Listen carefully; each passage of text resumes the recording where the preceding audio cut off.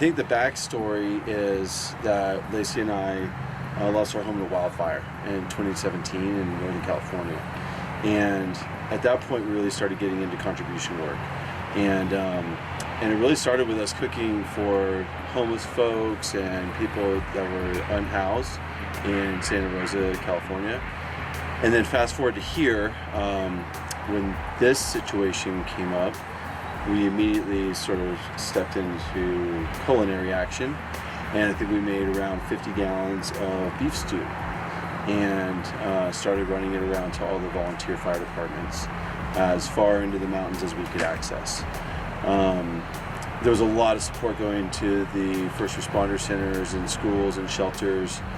And then we found that the pocket was the volunteer fire departments. That was week one. At the tail end of that, I gave a ride to a few people that were out on the Nolichucky Gorge campground.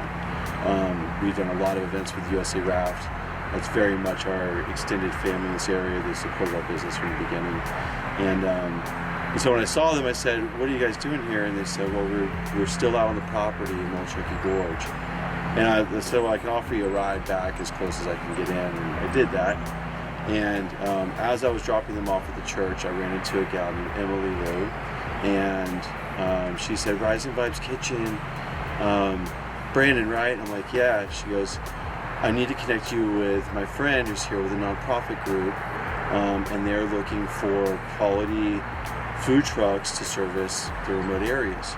The next day I got a call from World Central Kitchen, and they said, "We'd love to talk to you about becoming a restaurant partner." So we came to a good agreement.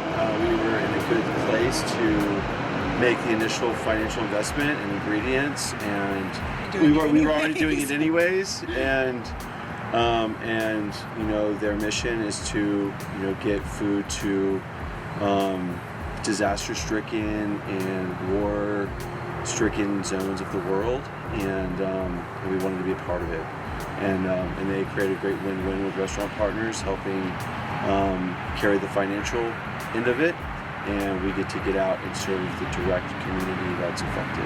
I started delivering with the kiddos in the van before we teamed up with WCK, and I was driving down to Asheville and the surrounding Asheville areas, and it was very in alignment because about 1 week into that, WCK reached out to Brandon, and that's when we were able to start really servicing the East Tennessee area and making sure that Western North Carolina was getting coverage because there was such a great need there.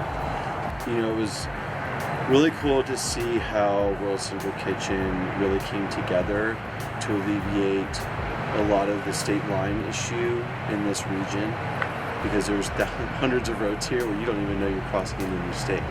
It's one community, and so they said, "We know you've been wanting to get into Western North Carolina. We've got a place for you." So we've been in Poplar, which is just east of Irwin, and in a mountainous area between Poplar and Pigeon Roost.